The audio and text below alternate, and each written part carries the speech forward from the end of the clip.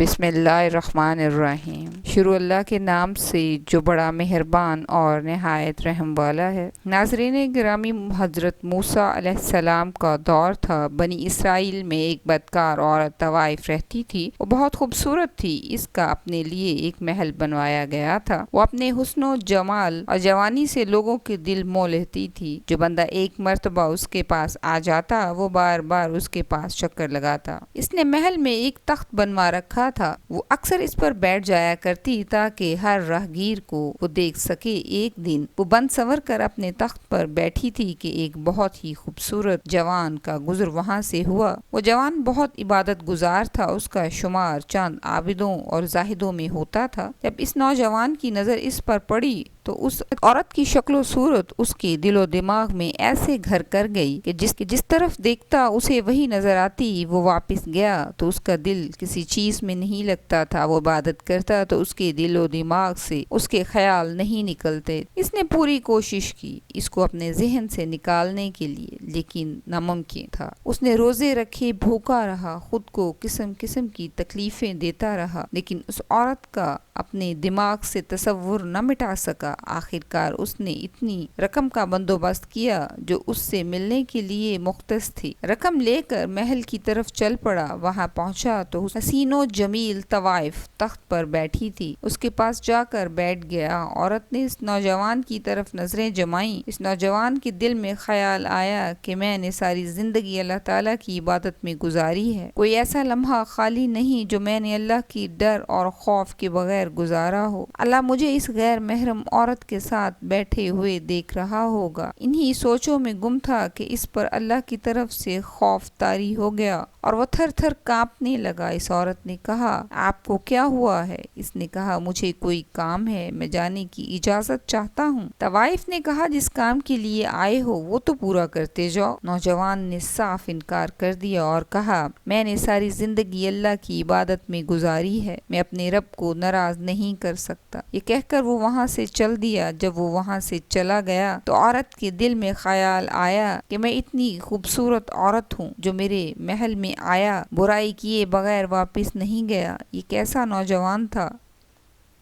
بار بار اللہ کے خوف والی بات اس کے دل میں کھٹک رہی تھی۔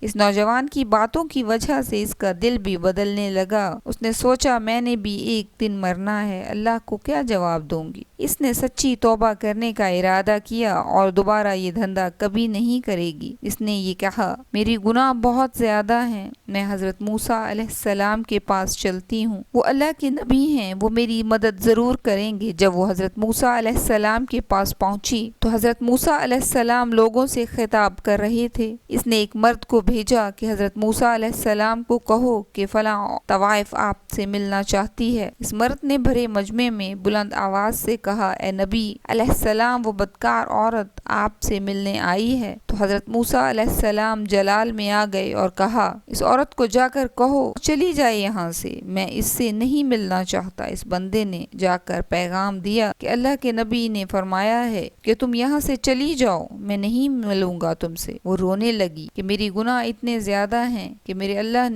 اللہ کے نبی نے اب میری بات نہیں سنی، میری بخشش ناممکن ہے۔ وہ گھر واپس چلی آئی۔ گھر واپس جا کر خود کو کمرے میں بند کر دیا۔ سجدے میں گر کر اللہ سے اپنے گناہوں کی توبہ مانگنے لگی۔ رو رو کر، گڑ گڑا کر اللہ سے معافی مانگتی رہی۔ ابھی سر سجدے میں ہوتا ہے کہ دروازے پر کسی نے دستک دے دی۔ اس نے سوچا کہ دروازہ میں ہرگز نہیں کھولوں گی، اس لیے محل میں لوگ اس کے پیچھے آئے ہوں گے۔ اس نے سوچا کہ کوئی برائی کرنے کا ارادہ کرنے کے لیے آیا ہے۔ دروازے پر دستک تیز ہونے لگی۔ آخرکار جیسے تیسے اس نے دروازہ کھولا تو حضرت موسیٰ علیہ السلام کھڑے تھے۔ اس عورت نے کہا، اے اللہ کے نبی، میں آپ کے پاس آئی تھی لیکن آپ نے ملنے سے منع کر دیا۔ اللہ کے نبی نے فرمایا، میں لوگوں کو اللہ کا دیا ہوا پیغام پہنچا رہا تھا کہ اللہ وحدہ لا شریک ہے، لیکن جیسے ہی وہاں سے فارغ ہوا تو جبریل علیہ السلام کا نزول ہوا۔ وہ اللہ کا پیغام لے کر آئے اور کہا، اللہ تعالیٰ نے فرمایا ہے، میں نے تمہارے پاس ایک عورت کو بھیجا تھا، آپ نے اس کو واپس ہی بھیج دیا، اس کو جا کر اللہ کا پیغام سنا دو۔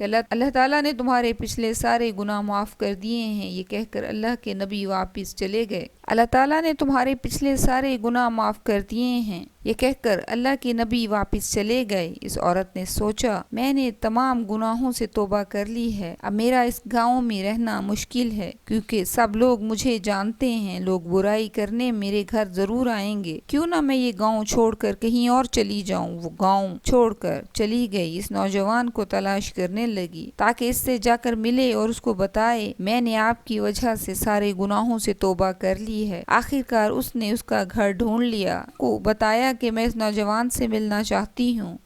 انہوں نے بتایا وہ نوجوان اللہ کی عبادت میں مصروف ہے، آپ اس کا انتظار کریں، آپ کو اس سے ملوا دیا جائے گا۔ وہ انتظار کرنے لگی۔ کچھ وقت گزرنے کے بعد جب وہ اپنے عبادت خانے سے باہر نکلا تو اس نے دیکھا کہ یہ تو وہی طوائف ہے، میرا ایمان خراب کرنے کے لیے بھی یہاں پہنچ گئی ہے۔ اس نوجوان نے اس کو دیکھا، دیکھتے ہی وہ نوجوان گرا اور وہیں اس کا انتقال ہو گیا۔ اس عورت نے سارا واقعہ اس کے گھر والوں کو سنایا کہ مجھے اس کی صحبت کی وجہ سے اللہ سے معافی کی توفیق عطا ہوئی ہے، میں یہاں اس لیے آئی تھی کہ شاید یہ مجھ سے نکاح کر لے۔ انہوں نے کہا یہ تو اللہ کو پیارا ہو گیا ہے، لیکن اس کا ایک بڑا بھائی ہے، وہ اگر نکاح کے لیے مان جاتا ہے تو ہمیں اعتراض نہیں ہے۔ اس سے پوچھا گیا، وہ نکاح کے لیے مان گیا۔ اس عورت کا نکاح اس کے بھائی سے کر دیا گیا۔ اللہ پاک ہمیں سچے دل سے توبہ کرنے کی توفیق عطا فرمائے، آمین۔